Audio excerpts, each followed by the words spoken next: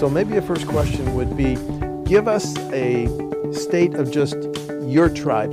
Madison has just been designated in December, Truax Field, as the home of F35A. Doctor, can you start? Give us an overview.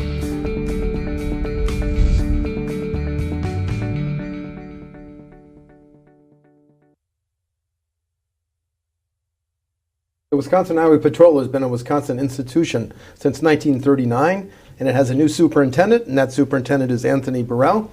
And we are interviewing at the Hill Farm State Office Building, Superintendent Burrell. Thank you, sir, for your time. Thank you, Steve. Congratulations on the opportunity to lead the patrol. Thank you. Thank you very much. I'm looking forward to the opportunity. I know it's a big challenge, and I'm looking forward to the opportunity afforded to me. Before we talk about the challenges, and there are many, talk about yourself. Are you a native of Wisconsin? When did you decide you wanted to be a law officer? Take us back. Okay. Well, good. I appreciate you asking me that. I'm not. I'm a native of Mississippi, actually. Born in Sandy Hook, Mississippi, a small town, unincorporated town just north of New Orleans, about 90 miles, south of Jackson, about 85 miles. My parents moved us here after, during the Jim Crow South. We moved here in the early 70s after parents couldn't find suitable work down in the South there, and so we moved here to Wisconsin, and particularly in Milwaukee, and that's where I was raised, in Milwaukee. Went to school in Milwaukee Public Schools, graduated from Milwaukee Tech High School, so I'd like to give a shout out to MPS.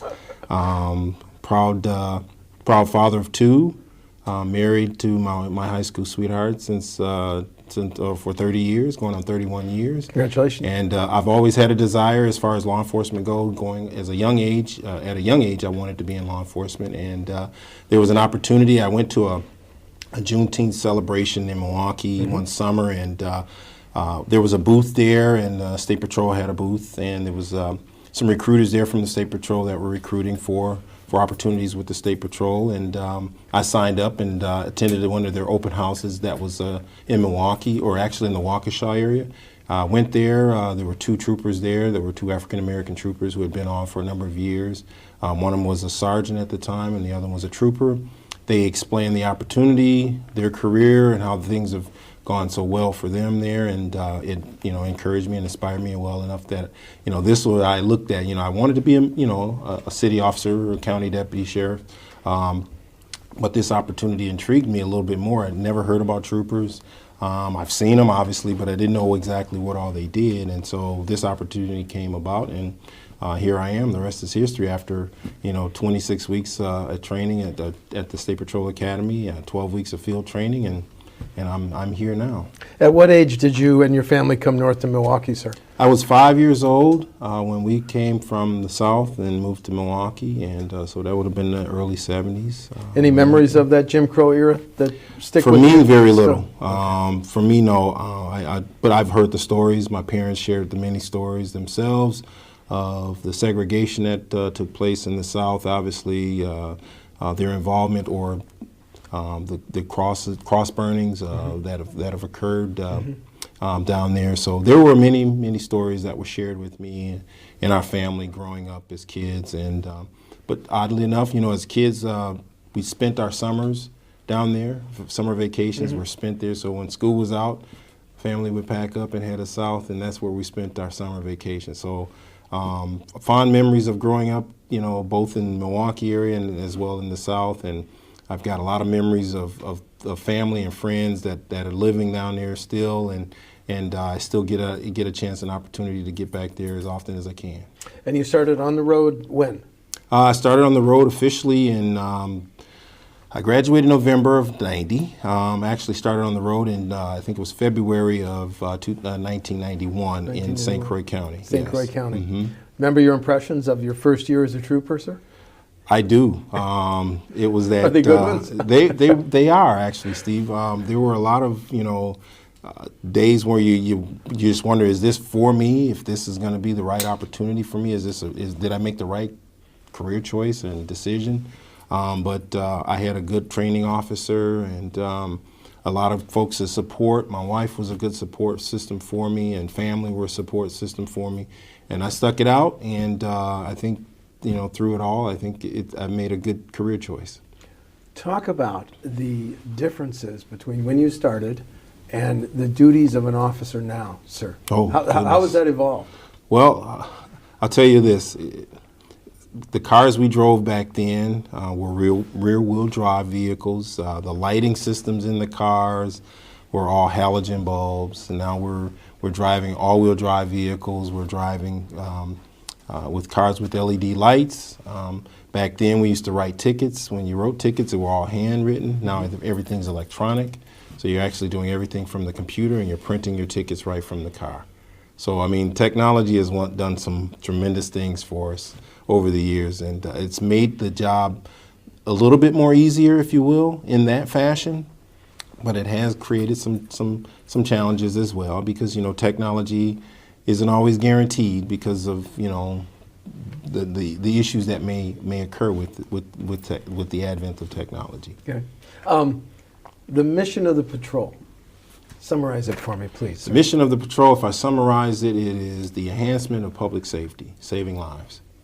What we do on a day-to-day basis in terms of traffic enforcement, education, is to make sure that the motoring public out there is what we would like to say compliance, gaining voluntary compliance of the traffic laws that are out there, so that we don't have to enforce through citation. It makes it easier to educate. We want to try and challenge the motoring public to change some driving behaviors that create some of the challenges that and situations that occur out there on the roads, which ultimately cause lives. And we'd like to, at least in law enforcement, we'd like to be able to change that behavior of drivers. Not all drivers, obviously, but those few that create the challenges that cause the issues that we have out there. Is the average driver in Wisconsin, both those that are licensed here and those from out of state, are they worse drivers in 2019 than they were when you started on the road, sir?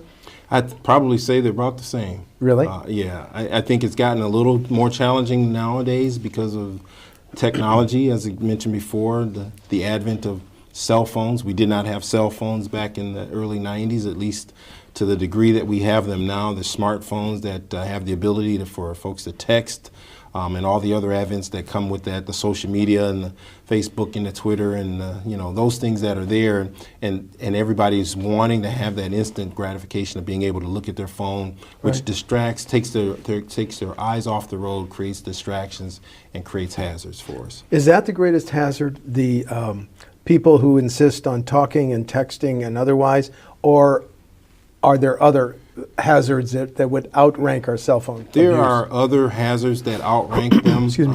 I won't say outrank them, that are probably just as equal. Cell phones is greatly the one that's most out there in the public sphere that we know about, because just about everyone has a cell phone these days, and everyone tries to use their cell phone while driving. Then you got eating. You know, folks are eating and driving. You got folks putting on makeup. You've got the drinking and driving. You've got the folks that are operating impaired, whether it be alcohol or whether it be prescription or over-the-counter medication or illegal drugs. So there are various number of distractions that are creating these challenges out there. And to say that cell phones is just one of them, it's probably one of them near the top, but it's certainly not the end-all and be-all. How often does a stop by a trooper now involve illegal drugs, sir? Because that was rarely the case. Is it fair to say rarely the case when you started on the road? And now how often? Would you say 1 out of 3, 1 out of 2? I would have to say it's probably in the area of 1 out of 3. 1 out of 3? Yeah, 1 out of 3 stops, maybe 1 out of 4 stops on a day-to-day basis. We're encountering drugs. We're encountering illegal drugs. We're taking those things off the streets. Marijuana is being one of them. You know, that you've got some neighboring states that have the ability for recreational and or medicinal use of marijuana. Right. Well, it's still illegal here in Wisconsin. So just because you can, you know, procure it and have it, possess it in those states, Wisconsin is just one of those states that you cannot possess it in. The stops that involve drugs, would the suspicion that someone is impaired because of drugs be the primary reason for the stop, or would someone else, would you stop for speeding or some other problem, sir? Most oftentimes it's either an enforcement detail or an enforcement infraction, particularly equipment or speeding, that initiates the first stop for most of our officers out there. And then it's their awareness on the job, of their training, what the signs to look for when they get up to the vehicle and then they're talking to the driver and then or the occupants in the vehicle, things to look for within the vehicle. So I think it's a combination of training and officer awareness as to what they've got when they make that traffic stop. When you went through the academy, you didn't receive the intensive training in drugs that your officers go through now, did you, sir? No, we didn't have that program available as it is today. We did go through some similar type training, but it's not as because there's a lot of things that have evolved. You've got opioids now, you've got fentanyl, so there are a lot of things that meth up north. And meth, we've got the meth, and cocaine and marijuana were probably the biggest two that we were dealing with in my early days. But now we've got a plethora of things out there, and not to mention, as I mentioned before, you've got over-the-counter medications, and you've got some of the other illegal drugs that are out there. The debate over legalizing recreational marijuana, can you take a position on that, sir? Well, I can't take a position on it. I'll say that I'll leave that to the legislators. That's a state legislative agenda that they will have to address. As I mentioned before, currently the law in Wisconsin is it is illegal, and we will enforce the law currently as it is on the books. Okay, so the responsibility of the patrol, is it primarily state highways? State and federal. And so when do you have to be called in to work a specific murder or homicide or arson? Does the local law enforcement agency have to seek the help of the patrol? The state will assist most county, and I'll say all the county and our other state law enforcement agencies, our DOJ and DCI, on those matters. We don't primarily investigate murders unless it's traffic related, but primarily we will be called to scenes, traffic reconstruction and crash reconstruction, TRU unit basically will come out to a murder scene or a homicide scene at the request of another agency to assist them.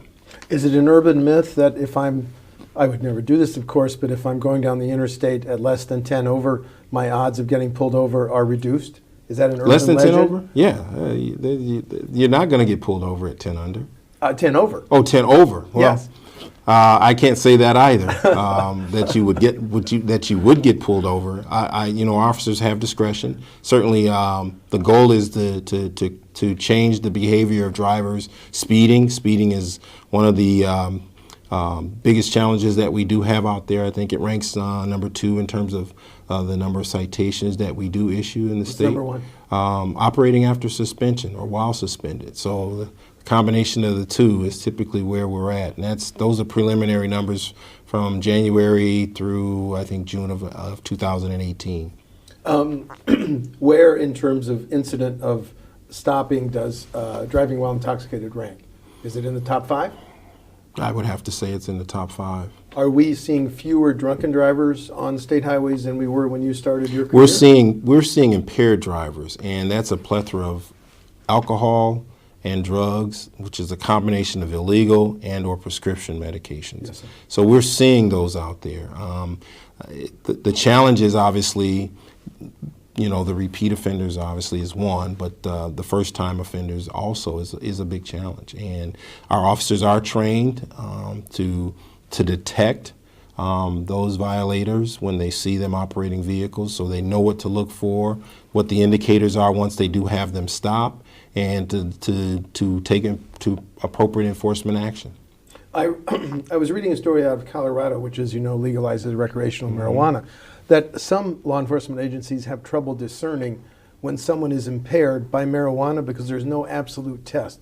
Is there no absolute test for detecting when someone is impaired by marijuana, sir? I won't say that there's no absolute test. I do know that we've got some drug recognition experts that are trained with the patrol, and we've got a number of officers in the state of Wisconsin that are also DREs, and they are trained to detect when there's that potential for someone who may be operating while under the influence of that type of substance or cocaine or any other illegal substance. It's always intrigued me. It's a special training, however. Yes, sir. It always intrigues me that the number of troopers is set in the statute at 399. been that way for Since the 60s. since the 60s. Mm-hmm. Yet Wisconsin's population have grown, and It's your grown. troopers have to deal with so many more complicated enforcement issues. Does that statutory limit need to be raised, sir? I think you would ask any law enforcement agency across this country about the challenges of personnel, and what we've learned is that we make the most of what we have with what we have in terms of efficiency, effective use of our resources. Would it be nice to have more bodies? Certainly, I would not disagree with that. I would not turn it down. But we've learned that through effective use of our resources and operating efficiently and as possible really helps us in what we do in our mission. When from covering the debate over state budgets from the 1990s, I know that when there are ideas to raise the number of authorized troopers, in the 1990s that was resisted often by sheriff's departments. Is that tension still there, sir? No, I think that there has been some great, vast improvements in the relationships with the sheriff's departments across the state and the Badger Sheriff's Association.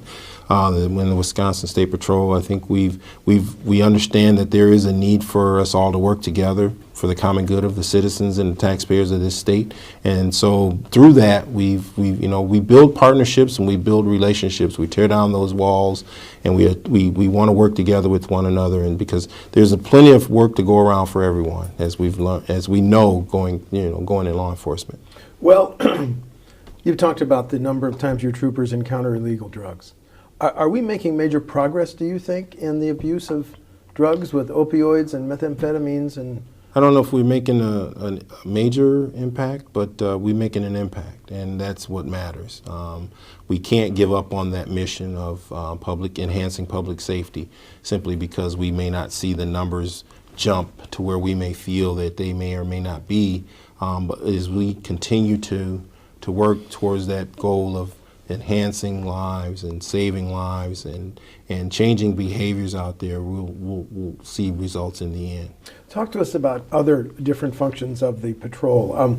Also inspect school buses and trucks. Yes. So how were your officers divided in terms of those responsibilities in addition to traffic enforcement? In addition to our state patrol troopers, we have our state patrol inspectors. Now, the inspectors go through the exact same training at the academy that the troopers do. However, they get some additional training so that they have the tools and abilities to go out there and do the enforcement of our trucks, our school buses, motor coach buses, anything related to commercial motor vehicles. And they have that additional resource with our state weigh facilities, our scales. We've got 13 of them around the state, and that gives them the opportunity to do those enforcements that they need. Are the trucks that we see on state highways generally safer or more dangerous than when you started on the road, sir? I would like to think that they're somewhat safer. I think the industry, the trucking industry, has done a tremendous job in making certain that the equipment that's on these vehicles are up to snuff, if you will. Does that mean that there aren't some that are out there that don't need to be on the road? That's where our focus is at. We look for those vehicles that we find that are either repeat offenders for the violations that we've enforced before, or they're just not educated on what the laws are and specifics to weights and what they need to have on their markings for their vehicles. So it's a combination of that. If one of the options in terms of highway funding long range is tolling, if Wisconsin went to tolling, would that make any difference on the duties of your officers, sir? No, again, it's certainly something that we would have to look at. Certainly, if the legislature and the governor's office is looking to do something like that, they would certainly look at the DOT and the Department of Transportation, which we're under. I think the DOT secretary and the deputy secretary, along with our administrative staff here with the State Patrol, have to look at those type of things and see how that may impact us. How does the public view law enforcement, such as your troopers, vis-a-vis when you started in 1990 versus now? Has there been a major shift? Has there been a loss of respect, Superintendent? Yeah, there has. One of our main goals, obviously, during throughout the time that we're out there enforcing the laws, is to help knock down that stereotype about law enforcement. We want to enhance our community relations with the community at large. The department itself is right now, and it's in a recruiting campaign, and we're looking for qualified candidates with a background, diverse background as much as possible across the state, and we're looking to take the agency forward in terms of diversity. Currently, right now, you figure there's 91% of the state patrol is made up of men, 8% are women. 91 and 8, 92 and 8, if you will. And then of that, 89% are white males. So we've got some work to do, but we're up to the task. We certainly believe that the quality of the men and women that we have here are great. We have some good men and women that are dedicated and committed to doing the job of the mission of the State Patrol. And we just want to make sure that we give that opportunity to those that don't know about us. And so we want to share that opportunity with as much diversity as we possibly can. If you were speaking to a criminal justice class at Madison Area Technical College, what's your elevator speech for why they should consider joining the patrol, sir? I'll tell them this. When I joined the patrol back in 1990, I was shared with a story that you come into this job and you get out of it what you put into it. And if you are willing to work hard and put in the work and the dedication to going out there and committing yourself to traffic safety and public safety and commitment to community service, then this job is for you. And what if someone says, Superintendent, what are the downsides? There are downsides. Job? Law enforcement has its downsides. In a vacuum or in whole, there are some challenges in terms of safety. Law enforcement, as I mentioned before, we've got the challenge of communities not liking law enforcement for various reasons. Also, there's the risks of dangers that come with this job as well. There are a number of factors that come into there. This agency has lost over this agency's inception 7 officers. Line of duty death. So this job is not without risks, and we know that going in. But your training will hopefully take you through and get you through to do the job with profession, as a professional, and conduct yourself professionally as well. And if that follow-up question was, what about the impact on my family and the hours that I work? Are those hardships? Often? I wouldn't say they're hardships, but there is some sacrifice oftentimes. Wisconsin being the state that it is with winter as it does, it has an impact. It can have an impact on you because there are going to be some long hours depending upon the area of the state that you're in and how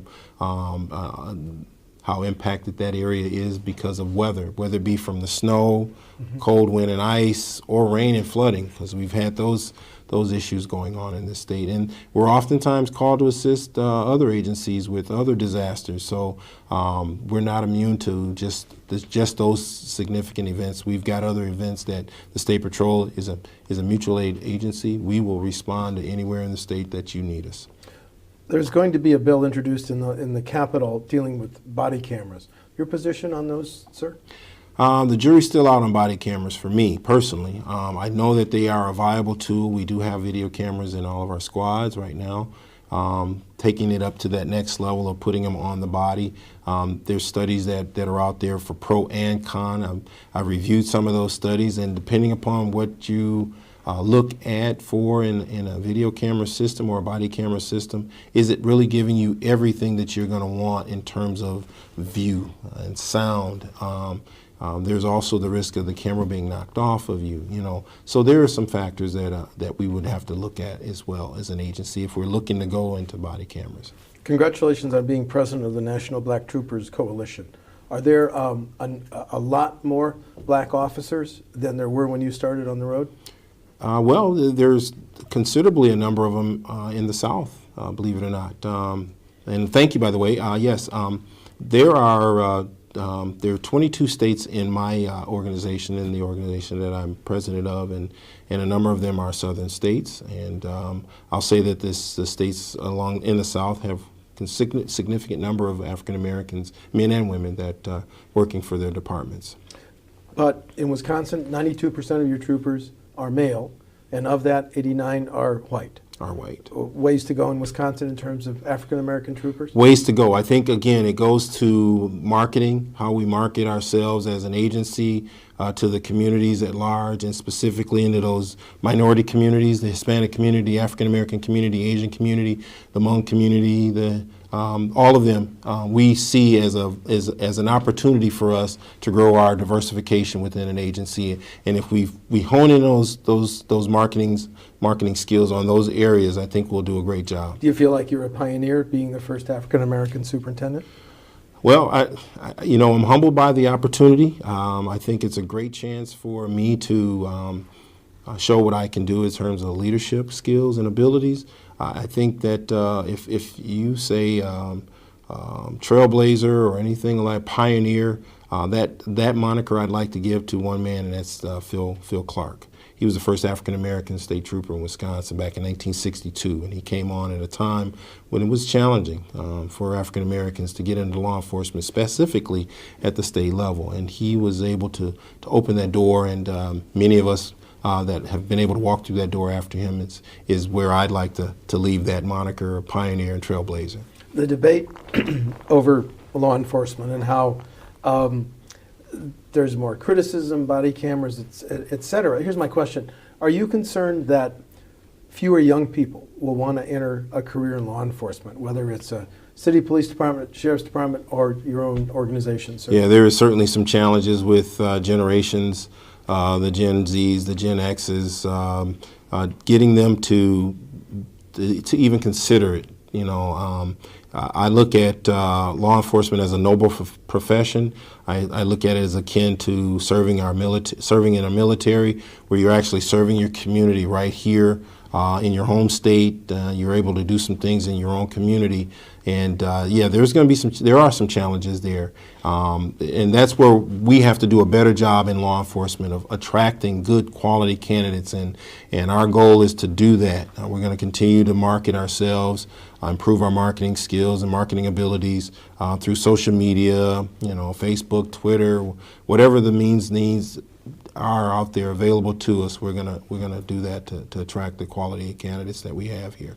We're almost out of time, so just two more questions. What are your goals? 2 years for the patrol, 4 years for the patrol?